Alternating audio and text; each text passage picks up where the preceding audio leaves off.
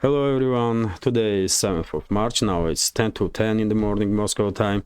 I'm Levan Gudadze and this is my first update for the day in which I will share all the main news that are making headlines in Russian media outlets and Russian language pages on different internet platforms. There are quite a few very significant developments and news that I'd like to share with you for this moment, and because there was no crucial changes on line of contact in the zone of special military operation, I will start straight with the media reportings. And first, RIA Novosti's report about work of Russian air defense systems during the previous night. This report is based on statements of Defense Ministry. And according to this information, Russian air defense systems shut down one Ukrainian drone over the Kursk region, 5 Ukrainian drones over the Bryansk region, and 2 Ukrainian drones were destroyed over the Tula region of Russian Federation. No reports about casualties or more or less significant damage on the ground. Next information is from TASS news agency, and well, this news is about attempt to assassinate a prominent Ukrainian blogger, journalist and politician in exile, Anatoly Shary. He lives with his family in Spain for quite a while. Now he was forced to flee Ukraine because of his journalistic and political activity. And yesterday he himself reported that there was an assassination attempt on him. He wrote and reported about it on his Telegram channel. And he will make some updates on YouTube channel of his also, I believe, and every other platform that he's using. And according to him, by the way, and I reported about it yesterday also, he was attacked by gunmen when he and his wife were in a car and moving to some direction, or maybe returning to home. He didn't specify that episode, but the point is that there was a fire from machine gun towards him and his car. They managed to survive, Anatoly Shary and his wife. They were unharmed, but of course they called to police straight away, and because of the actions of Spanish police, he suspected that something is wrong here. He was very active on Telegram, as you can imagine. This is his Telegram channel, by the way, and there is plenty of reportings from him personally about the situation. And because of the police activity around him, suspicious activity, police did not bother to check his car on bullet holes. Police did not bother, according to him, by the way, police did not bother to interview eyewitnesses that came forward because they saw what happened. He suspected that behind this attack is Zelensky. He directly blamed Zelensky, by the way. This is the post that he wrote on his Telegram channel, and he has huge following, by the way. Just on Telegram he has over 1 million subscribers, 1,100,000 and 1,151,000 subscribers. On YouTube he has also millions of subscribers, I believe. And well, he directly blamed Zelensky, and one of the reasons is that he had information about these preparations of assassination attempt on him. And about a week ago, according to him, he informed police about it. He even gave them names of people that would be involved in this whole plot. But police did nothing, which is strange, especially if you take in account that just recently, a few months ago, there was another attempt to assassinate him when during the nighttime, when he, his wife, his kid were in a home sleeping.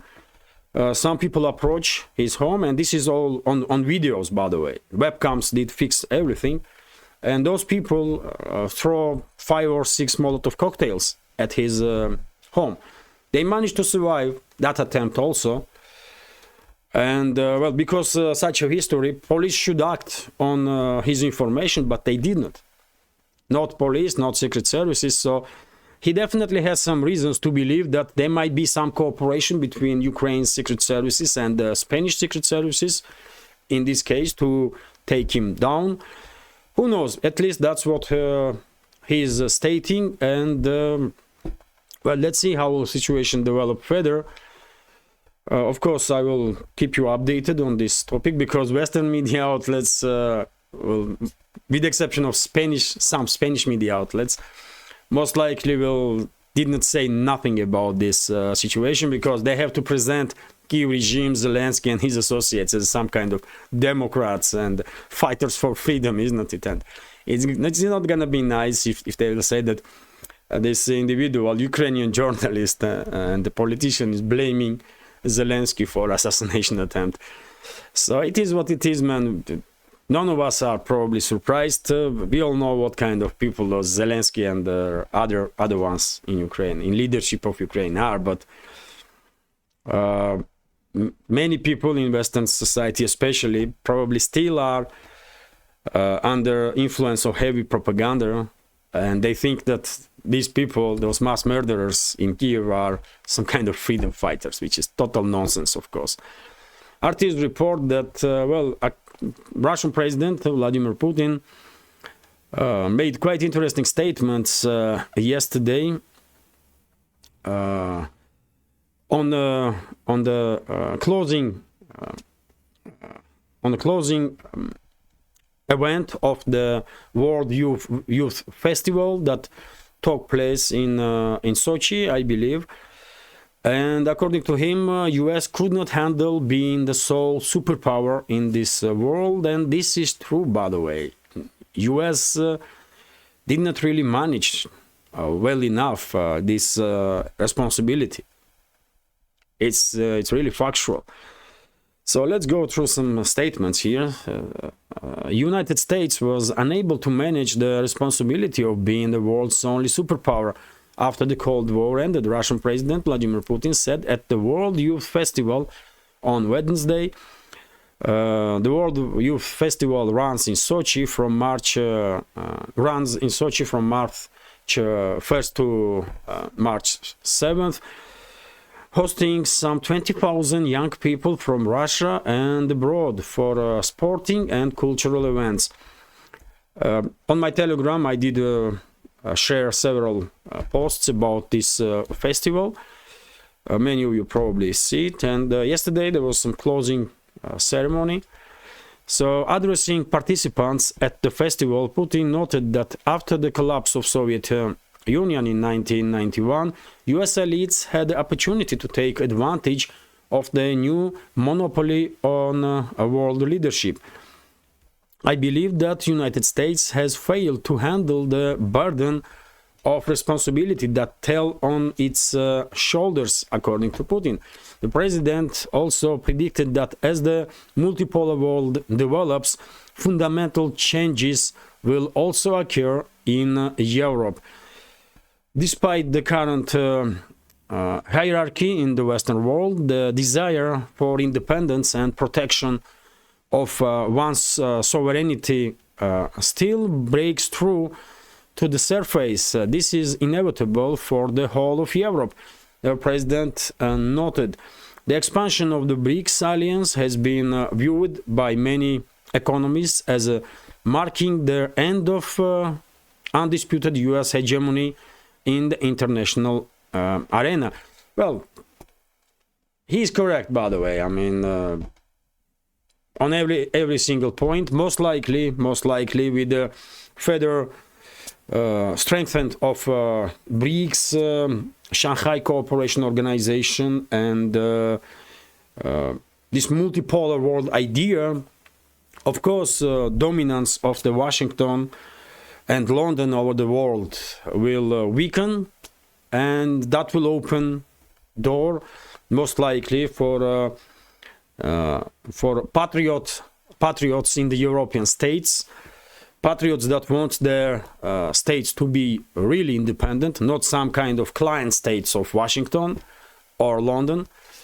So yes, he is correct. And when it comes to US, it is also factual. US did not really handle this burden well, isn't it? After Soviet Union collapse, to be in sole superpower in this world. So it is what it is. Artists report, by the way, that Ukraine plans new counteroffensive, according to ground forces commander.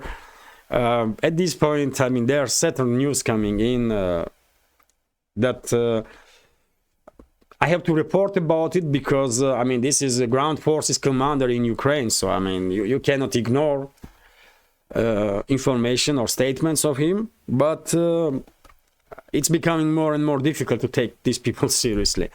But let's see what he was saying. So Ukraine plans to reorganize its troops and launch a new counteroffensive this year. The commander of the Ukraine's ground forces has said, speaking to the ICTV on Wednesday, Lieutenant General Alexander Pavlyuk said that the most pressing goal is to stop the Russian advances and to regroup Ukrainian units so that the battered forces could be pulled back from the front line and replenished. It would then allow to create a strike group and carry out counter-strike actions. I think we will stabilize the situation shortly, Pavlyuk said, adding that the command is trying to do everything possible to prepare the troops for the more active actions and to seize the initiative. So, well, really delusional, out of touch with reality individuals. These people in leadership of Ukrainian armed forces or Ukrainian political leadership, undoubtedly. And well, I don't know what wet dreams they have, Zelensky and his generals, but in reality, just give it 2-3 months, by the way, and we will definitely see, in my personal opinion, beginning of the end of Ukrainian armed forces as more or less battle-capable entity. Just mark my words, by the way, towards this summer, we will have clear indications that Ukrainian armed forces collapsing and no longer are more or less well-manageable structure. But anyway, they are already not really managed well, so maybe 2-3 months it's too much. And we will see some cracks appear in Ukrainian armed forces even in next several weeks' time. It is possible, by the way, because if you take a look at the map, we all know that to stabilize situation in Avdiivka area, Ukrainian armed forces sent their most capable and, according to some reports, even last strategic reserves to this direction. And when Russian forces will neutralize these brigades, 47th or whatever brigades have been thrown in this area, that's it basically. Ukrainian armed forces will have not really capable brigades left to come up with stronger operations, let's say this way. Only question is that at this point, when the Russian side will decide to conduct large-scale offensive operations, and I believe to minimize casualty numbers as much as possible and to minimize damage on the ground as much as possible, I believe Russian forces will conduct large-scale offensive operations only when Ukrainian armed forces will collapse. Until then, Russian side will increase pressure on Ukrainian units steadily, step by step, without any rush, because even if now Russian armed forces have operational space, and they do after liberation of Avdiivka, there is no need right now to further advance and establish control over the additional 100, 200, 500 or 1,000 square kilometers or more. Because, of course, still Ukrainian armed forces have some battle capabilities, and therefore casualty numbers right now, in case of Russian large-scale offensive, casualty numbers and damage on the ground will be extremely severe. And we can clearly see this, for example, in Berdichi settlement, for example. We see it in Avdiivka, of course, but we are right now seeing this in Berdichi or Orlovka, for example, or Toninka. These settlements are just in a week time just erased from the ground, and almost nothing is left there not to be damaged or destroyed. And to avoid this kind of damage, of course, Russian forces will first collapse Ukrainian armed forces and then will conduct large-scale offensive operation. It does make sense, absolutely. TASS news agency's report, by the way, that Russian ambassador in United Kingdom, during the interview with TASS news agency, stated that United Kingdom is involved in this proxy war against Russia actively, and according to Russian ambassador, it seems like United Kingdom is involved even in a higher level than any other NATO member states, even US, which is quite strange. But I guess it's factual because for whatever reason, London is definitely acting more crazier than Washington, and they are sending their troops in and special forces and specialists, secret services groups in huge numbers into Ukraine. And at this point, I guess several hundred of military personnel and officers of secret services of United Kingdom already been exterminated in Ukraine. And this process will continue, of course. And these Ukrainian soldiers and officers that are in Ukraine, they will be lucky if they will leave Ukraine alive. They will be extremely lucky because most likely they're going to find their last day there in Ukraine. Anyway, let's continue. And by the way, of course, other countries are also involved directly. This war is waged against Russia by collective West. So, of course, we cannot say that it's only UK that acting this crazy. No, US acting same way. Germany is acting same way. France is acting same way. Majority of NATO member states, by the way, are involved directly in this proxy war against Russia. And we will remember it, by the way. We will never forget, and will definitely not forgive. So, give it a time, and there will be some repercussions for sure. RT's report that German MP calls for attacks on government buildings in Moscow.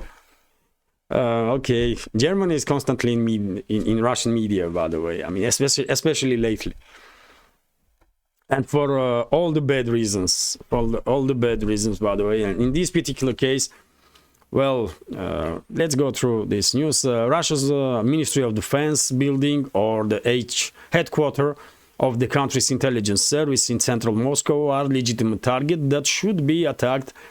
To the deputy chairman of the German Parliament's Oversight Committee, Roderick Kissewilter, has stated. Lawmaker, who is a former German Army General Staff Officer, insisted that Ukraine should take the war to Russia. Ukraine should be given the opportunity to take the war to the Russian territory. This Kissewilter told the talk show on the state broadcaster ZDF, noting that Defense Minister Boris Pistorius had already called for the same in April 2023. So yes, I mean, another day, another crazy statements from officials of Germany. Unfortunate, by the way. Unfortunate, but yet again, what you gonna do? What you gonna do? And another factual, basically, evidence that it's not just UK that extensively involved in this proxy war against Russia, but other NATO member states also, US, Germany, France. They all, men, are fighting against us. RT is reporting that EU army is not necessary, according to Josep Borrell. EU member nations should prioritize working together and increasing cooperation among the 27 nations militaries rather than forming a bloc-wide army. Foreign policy chief of EU, Josep Borrell, has told Politicos. Playbook. The comments came after the European Commission presented the strategy for improving Europe's defense industry on Tuesday, calling for strengthening of arms procurement among member states and reducing dependence on the US defense industry. Well, topic of EU army is circulating in among Western elites and the media for at least 2 decades now. At least, by the way, 2 decades, even more, I guess.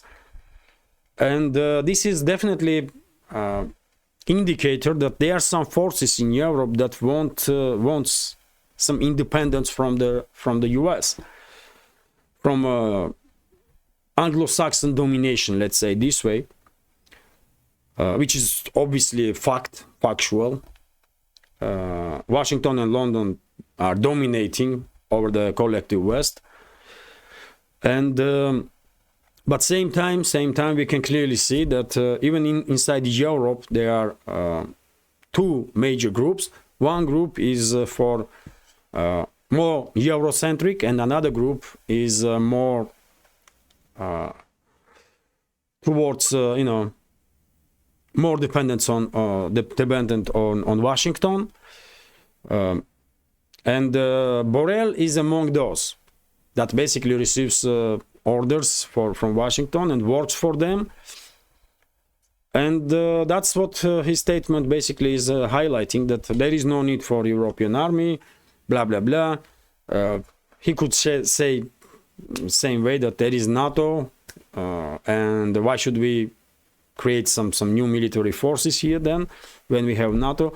This is a Anglo-Saxon approach. They don't want any European army to exist, of course, because for dominance over the Europe, continental Europe, they have a NATO, they have another different institutions, including EU, by the way, and of course they don't want any opposition in the continent.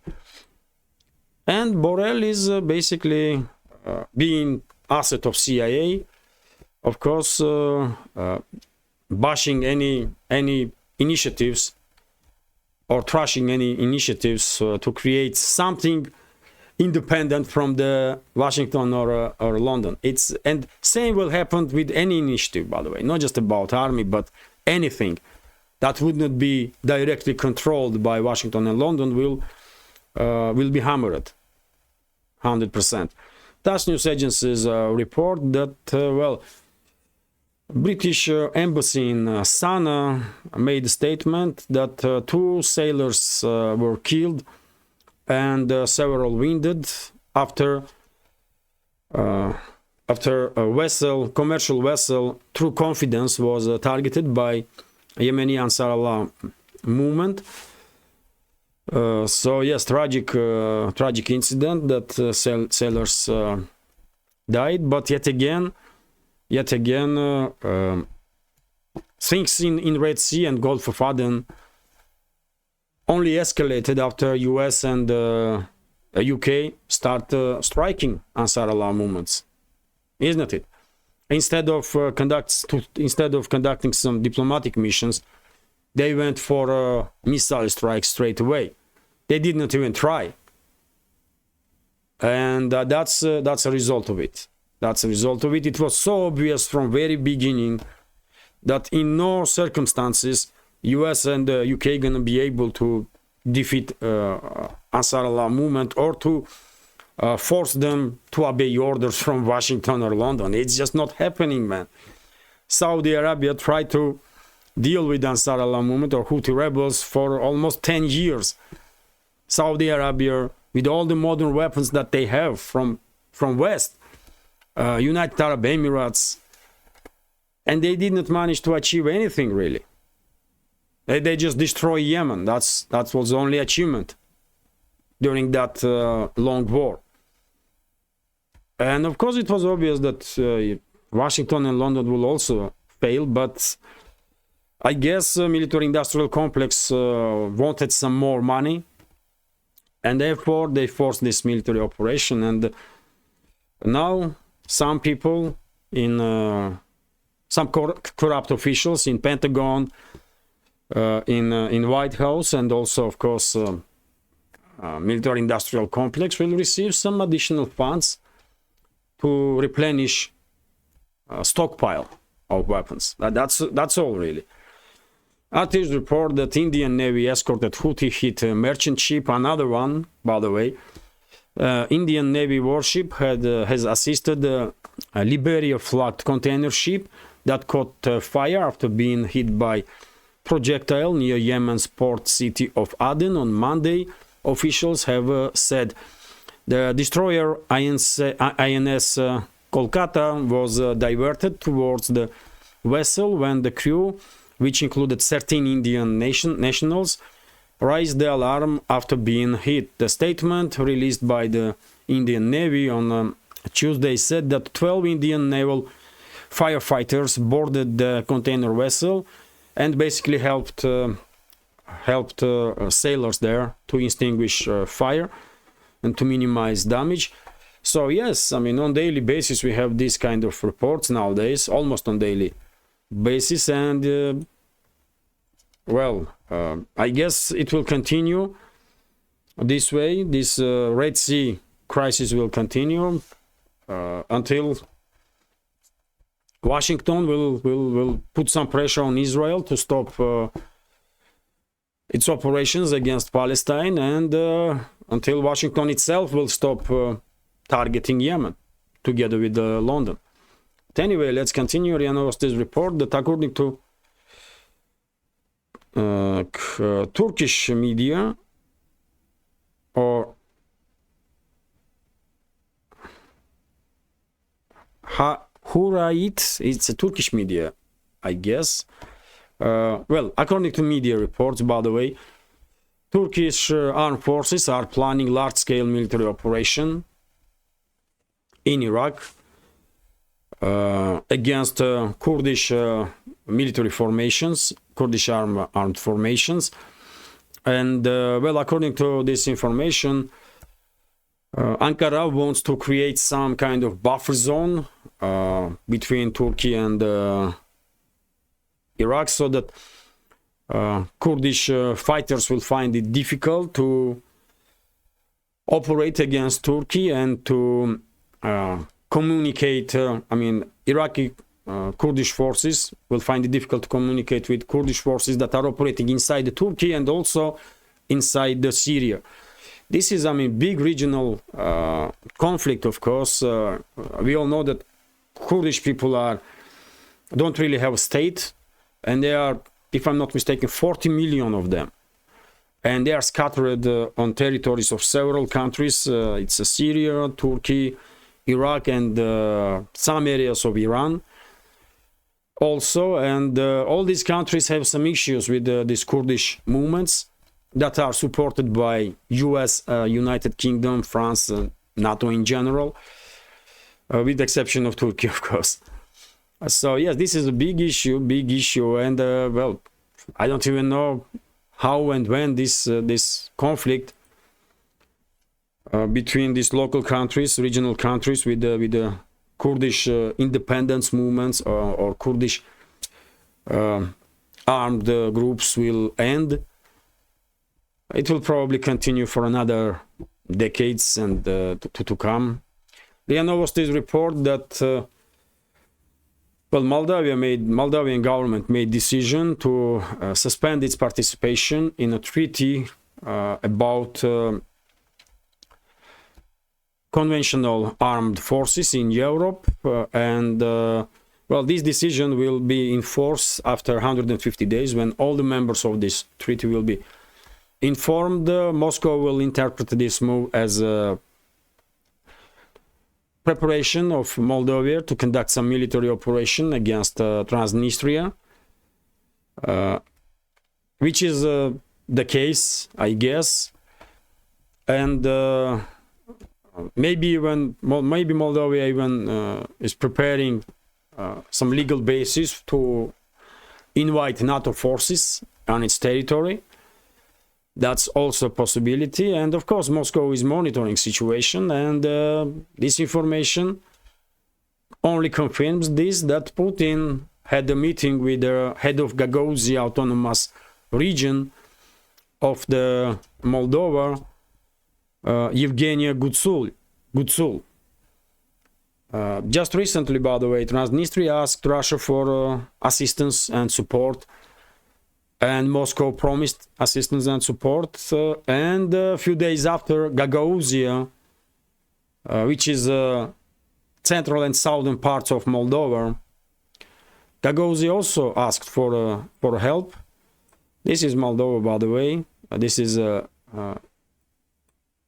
Moldova, former Soviet Republic, and it's located in between Ukraine and Romania. Before Second World War, Moldova was part of Romania and was created by Stalin, basically. And Gagauzia is this central, eastern and central southern areas, somewhere here, autonomous region, and or this area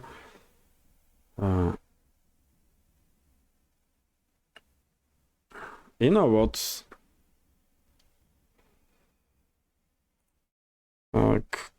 Gagauzia, let's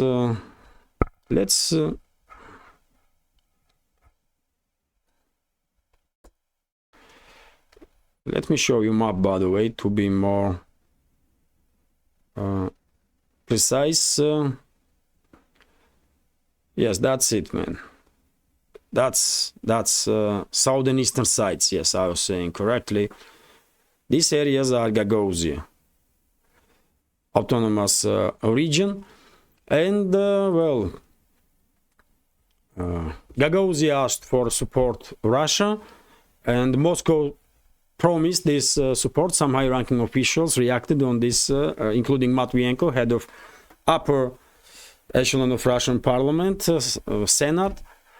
And now Putin has a meeting with the head of Gagauzia autonomous region, this Evgenia Gutsol, which is clear message from Moscow to Chisinau, capital of Moldova, that well, it will not take long before Moldova will get further disintegrated if current leadership of that quasi-state will continue anti-Russian policies. This is clear message, by the way. Of course, Putin did not say openly anything like that, but, well, Gagauzia people want closer cooperation with Russia. They are Orthodox Christians, and they don't want anything to do with Romania or NATO. And therefore, most likely, if Moldovan government, Western-controlled Moldovan government continues, and President Santuil, whatever her name is, continues these anti-Russian policies, Moldova is down, by the way. And most likely will cease to exist, and Gagauzia and Transnistria will become part of Russia, and rest of it will probably become part of Romania. Because it seems like this state, this Moldova, is doomed to, fail. That's objective reality on the ground. And how long is this video, by the way? 33 minutes, okay. Let's go through this information. Also, as I said, by the way, Putin yesterday give the speech during this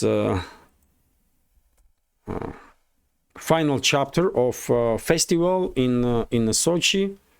And I want to translate, I should translate this earlier, but I will do it now. I just want to be precise. So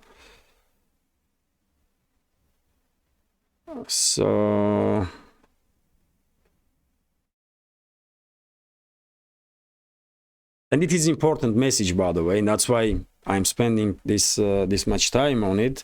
Sorry, but anyway, Russian President Vladimir Putin spoke at the closing ceremony of the World Youth Festival in Sochi. As the head of state noted, when the organizers of the event invited everyone to come to Russia, they set themselves simple task. We wanted to create conditions of freedom, creativity, friendship that would allow you to communicate with each other, find new friends, and maybe partners for future projects. I want you to know all of Russia is now your friend. Our doors are always open for you for all your noble endeavors, Putin stated. And also, Putin emphasized that despite the differences, there is something that unite us all, and this something, by the way, is traditional values. Traditional values, which is, by the way, absolutely true, of course. So Putin emphasized that despite the differences, there is something that unites us all. Today in Russia, we call these traditional values. This is the foundation of our life and existence. According to Putin, there is no place in the world for anyone's exclusivity, arrogance, and segregation. Which is a right message, by the way, absolutely. That's why I wanted to translate it, so that I would, I will share with you more precisely what he was saying. And this is true, by the way. This is a clear message from Russia for the world, that, don't be afraid because of this crazy, nonsensical ideology of the so-called neolibs and the globalists and so on.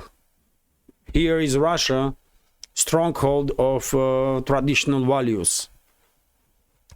So there we go. This is a message that have to be sent to this world every single day. This is very important, because many people, by the way, worldwide, especially in the Western states, as I understand, feel like being attacked because their values have been attacked, their principles and values. And by the way, finally, TASS news agencies report that prices for gold in COMEX exchange reach a record high. And to be more precise, 1 ounce was selling for $2,153, which is quite a number, I guess. And this information, by the way, of course, confirms that interest towards alternative to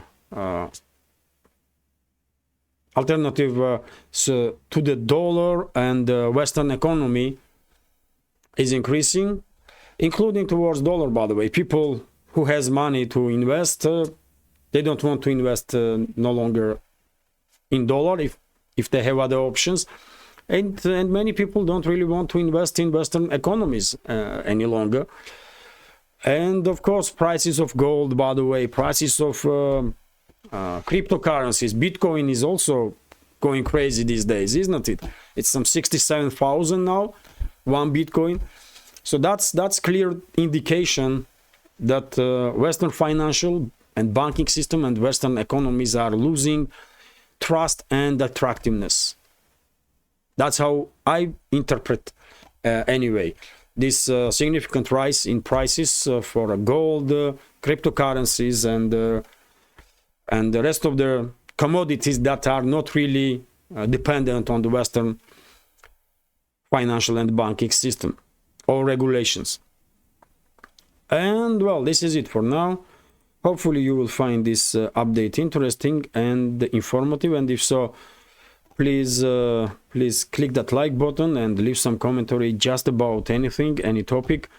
More likes and comments will help to reach wider audience and to deal with the algorithm on both platforms, on YouTube and Rumble. And for very same reason, if you can, please share links to my videos or my channels with your friends on any of the platforms that you are actively using. And finally, if you think this channel is interesting, informative, maybe little entertaining, useful, and one that deserves to exist in this field of news and political commentary, please consider to support my work with small donations through PayPal, Buy Me a Coffee, or by subscribing to my Patreon page.